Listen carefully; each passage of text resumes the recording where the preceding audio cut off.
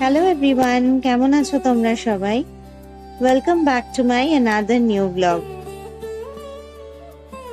তোমরা তো জানোই বেশ কিছুদিন ধরে আমি মায়ের কাছেই রয়েছি, কিন্তু এবার ফিরে যাওয়ার পালা। তার কাল সকালেই আমরা ফিরে যাব, তাই আজকে দুপুরে বৌদি আমার আর আমার হাজবেন্ডের পছন্দের সব খাবারগুলো বানিয়েছে। আজকে দুপুরের মেনুতে রয়েছে কলমি শাক ভাজা, গোল গোল করে বেগুন ভাজা, তার সাথে রয়েছে পটল আলু ভাজা, আর রয়েছে পেঁয়াজ দিয়ে মসুরির ডাল। আমার হাজবেন্ড যেহেতু ভেজ খায়, তাই আজকে ম্যাক্সিমাম আইটেম গুলো ওরই পছন্দের। তার সাথে আমারও ফেভারিট আছে, সেটাও দেখাচ্ছি। এখানে বৌদি নিম পাতা দিয়ে ভাজা খাওয়ার জন্য ছোট ছোট করে বেগুনও ভেজেছে। তার সাথে রয়েছে এখানে এঁচোড়, আর আমার পছন্দের রয়েছে আলু দিয়ে পাতলা করে চিকেনের ঝোল। এই ঝোলটা না বৌদির হাতে খেতে আমার খুব ভালো লাগে। আমি নিজেও অনেকবার বানানোর চেষ্টা করেছি, কিন্তু বৌদির মতন আর হয় না। যাই হোক, এখন বিকেল 4টে বাজে, খাওয়া দাওয়া অনেকক্ষণ আগে হয়ে গেছে। এবার আমি বেরিয়ে পড়েছি আমার দুজন বন্ধুর সাথে দেখা করতে, শীর্ষা আর সুপর্ণা। সুপর্ণার সাথে তো তোমাদের আগেই একটা ব্লগে দেখা হয়েছিল।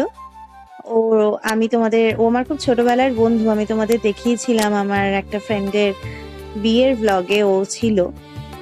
আর আজ তোমাদের আলাপ করাবো শীর্ষার সাথে।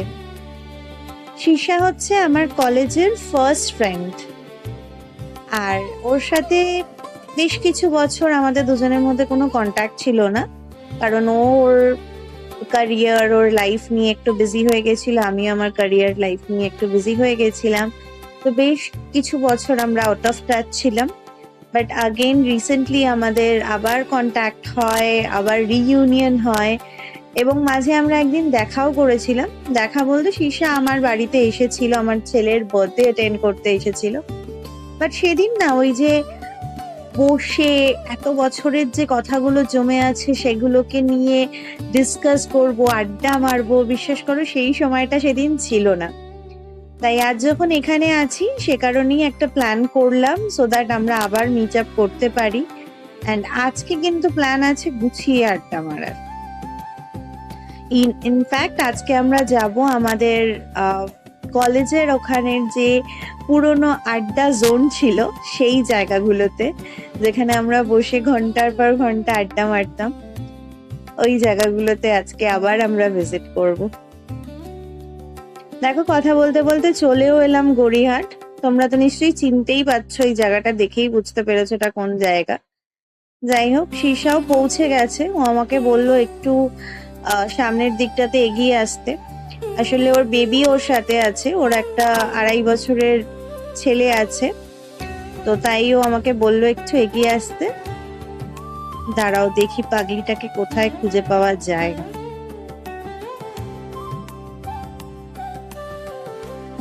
ওই তো খুঁজে পেয়েছি, এই যে এটা শীর্ষা, আর এটা হচ্ছে আমাদের হানি। কি মিষ্টি না ও! যাই হোক, কথা বলতে বলতে আমরা এগিয়ে এলাম এই দিকটাতে। এখানেই আমাদের একটা জায়গা আছে যেখানে আমরা কলেজের সময় প্রায় ক্লাসের বাইরে যেটুকু সময় পেতাম এখানটাতে বসেই আড্ডা মারতাম। কিন্তু আজকে দেখছি জায়গাটাতে অলরেডি কেউ বসে আছে।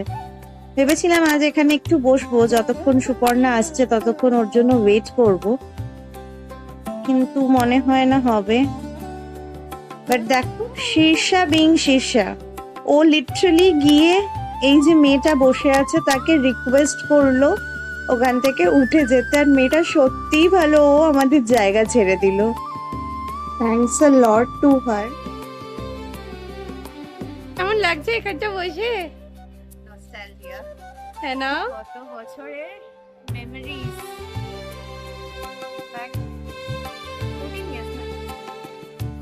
কত বছর পরে এত কাহিনী ছিল না আমাদের ওইখানটাতে। ওটা কিন্তু মজা।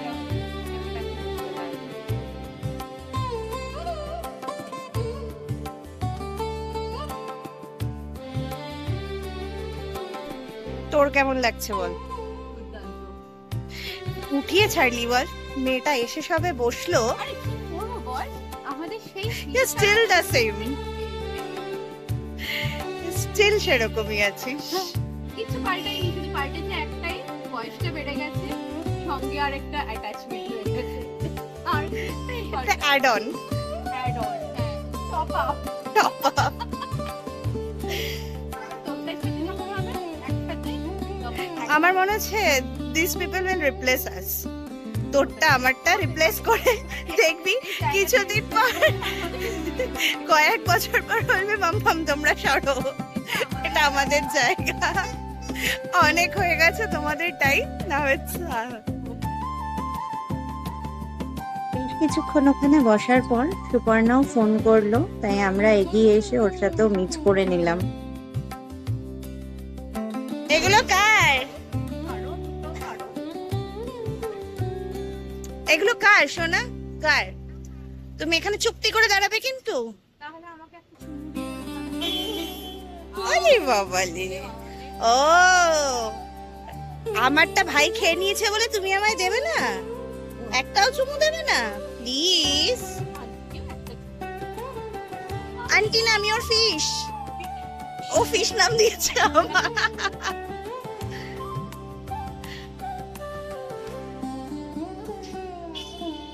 টাইগার, ইয়ে। এখন পায়ে পায়ে আমরা এগিয়ে চলে এলাম কলেজের কাছে। বেসিক্যালি কি না, আমরা যখনই কোথাও ঘুরতে যাই জেনারেলি সুপর্ণাই আমাদের রেস্টুরেন্ট বা ক্যাফে যেটাতেই আমরা যাব সেটা সুপর্ণাই চুজ করে। আনফর্চুনেটলি আজকে যে ক্যাফেটা ও চুজ করেছে সেটা জাস্ট আমাদের কলেজের অপোজিটে। যদিও এই জায়গাটাতে ইচ্ছে ছিল আজ একবার আসবোই, বাট ক্যাফেটা একদম অপোজিটে হওয়াতে এখানটাতে দাঁড়িয়ে কিছুটা সময় আমরা স্পেন্ড করলাম, কিছু ফটোজ নিলাম, ব্যাপারটা বেশ অন্যরকম লাগলো। কত স্মৃতি জড়িয়ে আছে এই কলেজটার সাথে, 3টে বছরের কত ভালো খারাপ স্মৃতি রয়েছে এখানে। যাই হোক, হয়ে গেছে কিছুক্ষণ ওখানে দাঁড়িয়ে গল্প, এবার আমরা চলে এসেছি ক্যাফেটাতে। ক্যাফেটা না বেশ সুন্দর, আমার খুব ভালো লেগেছে বেসিক্যালি ওদের ইন্টেরিয়রটা।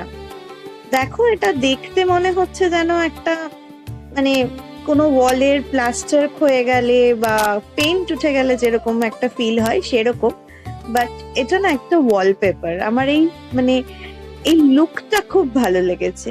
অ্যান্ড মোর ওভার ক্যাফেটা খুব কোজি ছিল, আমার খুব পছন্দ হয়েছে। আমরা অর্ডার করেছিলাম একটা plain creamy pasta with chicken and veggies. কোনো স্পাইসেস ছিল না এটাতে, বিকজ এটা হানিকেও খাওয়ানোর ছিল। তো আমরা ওপর থেকে স্পাইসেস অর্ডার করে নিয়েছি, মানে অ্যাড করে নিয়েছিলাম। তার সাথে এখানে আরেকটা ইউনিক আইটেম আমরা ট্রাই করেছিলাম, যেটা হচ্ছে chilli chicken, creamy chilli chicken. তো এটা বেসিক্যালি ভেতরে চিকেনটা হচ্ছে পুরো মানে চিলি চিকেনের ফ্লেভার, অ্যান্ড তার উপরে পুরো ক্রিম ছিল, অ্যামেজিং টেস্ট ছিল। আর তার সাথে barbecue wings and virgin mojito. প্রত্যেকটা খাবারই খুব অসাধারণ ছিল এখানে।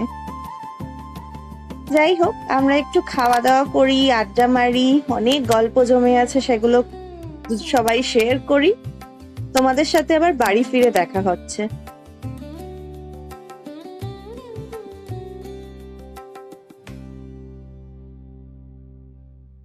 এখন প্রায় রাত 9টা বাজে, and বাড়ি ফিরে দেখো বৌদি আমার জন্য কি বানাচ্ছে, দেখেই মনটা খুশি হয়ে গেল। বৌদি আজকে ডিনার রেডি করার পর বানাচ্ছে নলেন গুড়ের পায়েস, আর তার সাথে পাটিসাপটা। জানি জানি এখন অনেকেই বলবে এই সময় কে পায়েস খায়, কে পিঠে খায়। বেসিক্যালি আমার এই খাবারগুলো ভীষণ পছন্দের। অ্যান্ড আমি যখন মানে এসেছিলাম তার আগে বৌদি আমার জন্য, আমি যখন কলকাতায় এসেছিলাম তখন বৌদি তার আগে আমার জন্য মাসি গুড় এনে রেখেছিল। বৌদি বলেছিল তুমি আসলে বোন পিঠে বানাবো, পায়েস বানাবো। বাট আমি আসার 1 সপ্তাহ, মানে কলকাতা ফেরার 1 সপ্তাহ পরেই আমাদের বাড়িতে একটা মিসহ্যাপ হয়, আমার বড় মামা আমাদের ছেড়ে চলে যায়। তো সেই সময় সেই মানসিকতাও ছিল না, বাড়ির সেই পরিবেশও ছিল না যে এই সমস্ত বানিয়ে খাবো, তো তখন হয়নি। বাট এখন বৌদি আবার আমার জন্য বানাচ্ছে। মানে এখন না বানালে আর হয়তো এটা খাওয়া হতো না এবছর, তো সেটাই এখন বানাচ্ছে। বড় আমা এগুলো খেতে খুব ভালোবাসতো, তাই যখনই খাচ্ছি না মানে এগুলো খাওয়ার সময় বা এগুলো দেখলেই মামার কথা খুব মনে পড়ে যায়। যাই হোক, সবাইকে একদিন চলে যেতে হয়, আমাদের সবাইকেই কখনো না কখনো না ফেরার দেশে চলে যেতে হবে। যাই হোক, এই ব্যাপার নিয়ে এখন আর কথা বলছি না। কাল বাড়ি মানে ও বাড়ি চলে যাব। আজকে রাতটুকু সময় আছে মায়ের সাথে বাড়ির সবার সাথে সময় কাটানো।